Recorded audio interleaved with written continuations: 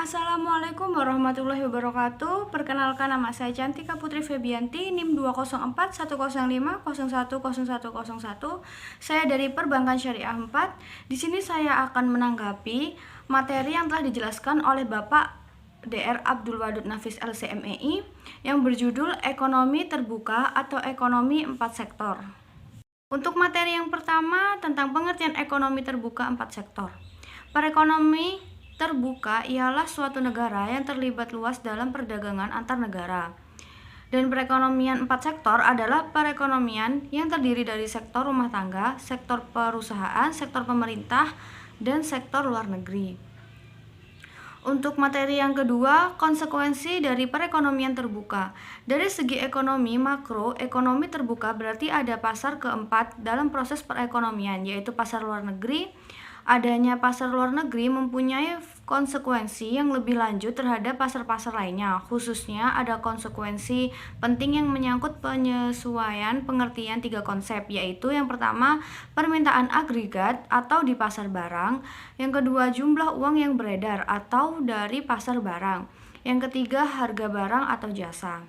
Untuk materi yang ketiga tentang siklus aliran pendapatan perekonomian 4 sektor.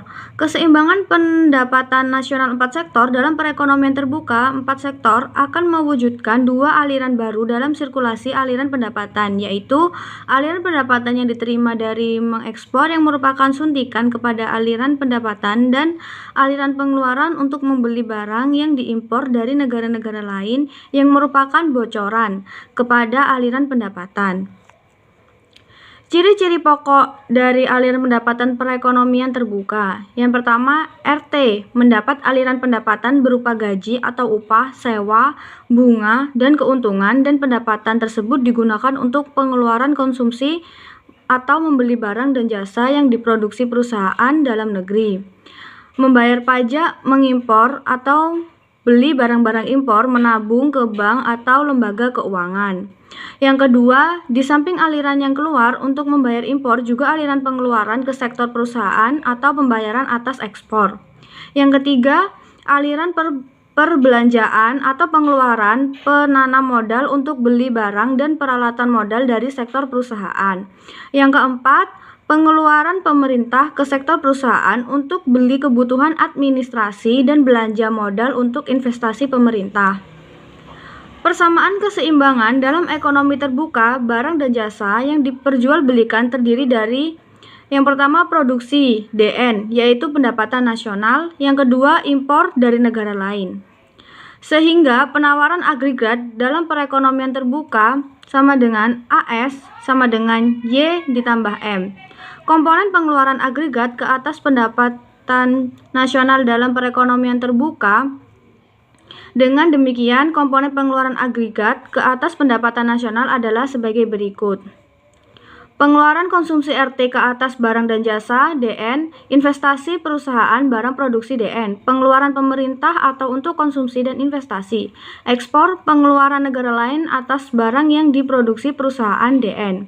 Maka persamaan keseimbangan dari pengeluaran agregat yang juga disebut perbelanjaan agregat atau AE DN sama dengan CDN ditambah I ditambah G ditambah X.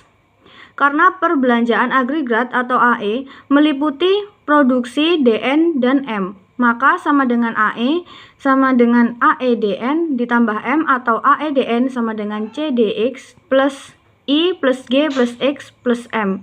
Persamaan konsumsi diketahui bahwa konsumsi RT terdiri dari pengeluaran atas produksi DN atau CDN dan pengeluaran atas barang impor atau M. Sehingga keseluruhan C sama dengan CDN ditambah M. Dengan menggantikan CDN ditambah M menjadi C, maka persamaan perbelanjaan dapat dinyatakan AE sama dengan C ditambah I ditambah G ditambah X. Pada uraian sebelumnya diketahui bahwa untuk perekonomian akan mencapai keseimbangan bila penawaran agregat sama dengan pengeluaran agregat. Maka wujudnya dalam ekonomi terbuka, Y ditambah M sama dengan C ditambah I ditambah G ditambah X, di mana Y ditambah M sama dengan penawaran agregat, C ditambah I ditambah G ditambah X sama dengan pengeluaran agregat, sehingga dapat disederhanakan menjadi Y sama dengan C ditambah I ditambah G ditambah dalam kurung X dikurang M. Jadi dapat disimpulkan bahwa dalam perekonomian terbuka, keseimbangan pendapatan nasional dicapai bila Y sama dengan C ditambah I ditambah G ditambah dalam kurung X dikurangi M.